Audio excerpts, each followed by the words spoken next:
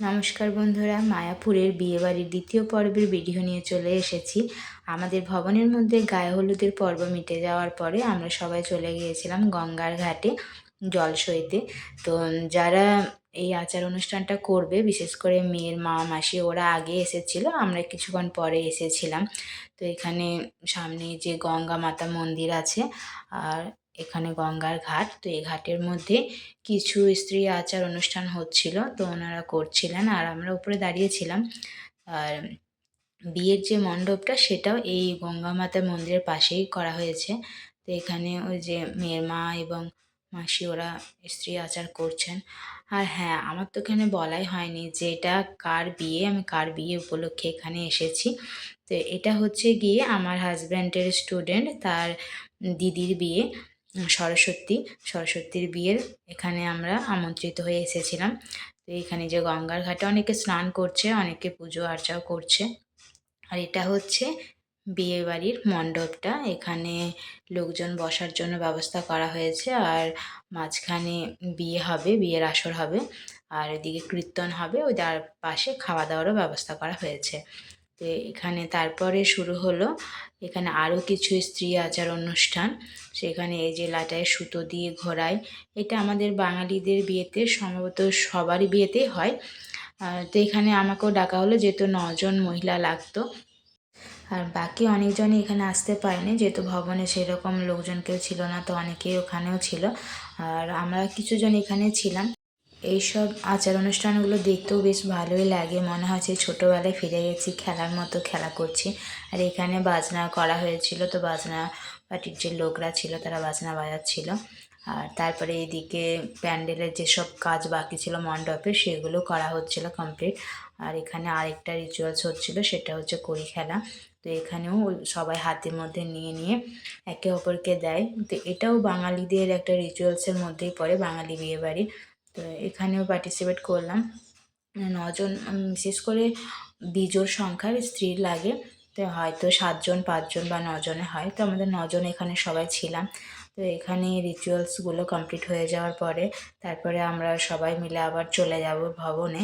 তো ভবনে গিয়েই আমাদেরকে আবার রেডি হতে হবে, কারণ ওদের লগ্ন আছে সন্ধ্যাবেলা। তো আগেই বলা হয়েছিল যে বিকেলের মধ্যে বাড়ি ফিরেই রেডি হয়ে নিতে। তো আমরা রেডি হয়ে গিয়েছিলাম। তারপরে এই যে রাতের বেলা আবার চলে এসেছি ওই গঙ্গা মাতা মন্দিরের পাশে যে বিয়ের মণ্ডপ করা হয়েছে সেখানে। বারবি আর বিউ এসে স্টলে চলে গিয়েছিলো খাবার খেতে, ওখানে মোমো ফুচকা করা হয়েছিল। তারপরে কিছুক্ষণের মধ্যে বরও চলে আসে। এই বিয়েটা বৈদিক মতে হয়েছে। আমি ছোট ছোট ক্লিপিংয়ের মাধ্যমে পুরো ভিডিওটা কভার করেছি, আপনারা দেখতে থাকুন এবং উপভোগ করুন।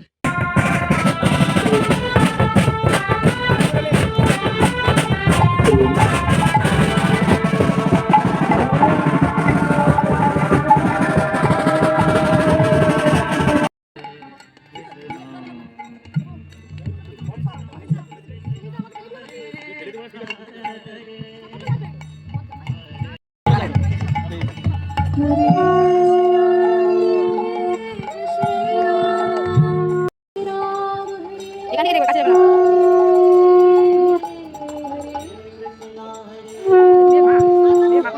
মেন ওই যে ওই হ্যাঁ।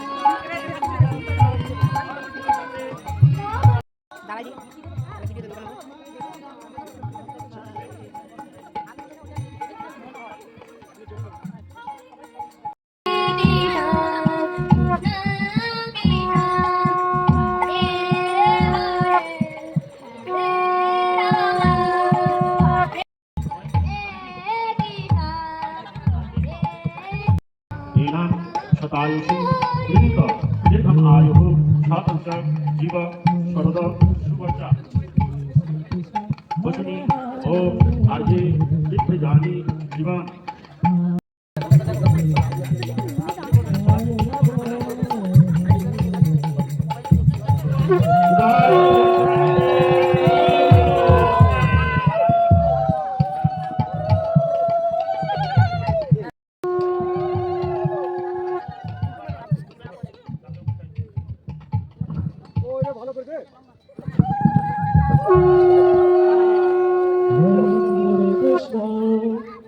আপনারা দেখলেন এখানে শুভদৃষ্টি মালাবদল এবং সিঁদুরদান হয়ে গেল। আরও বাকি কিছু রিচুয়ালস বাকি আছে, সেগুলোও হবে। তো আপনারা আবার দেখতে থাকুন এবং বিয়েটা উপভোগ করুন। আমরা ঘুরে বেড়াচ্ছিলাম, ফটো তুলছিলাম এবং ভিডিও করছিলাম।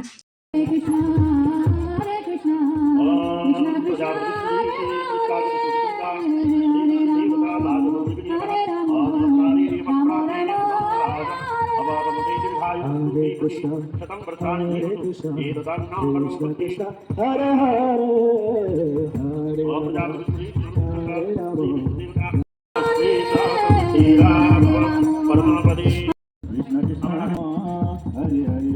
Hare Krishna.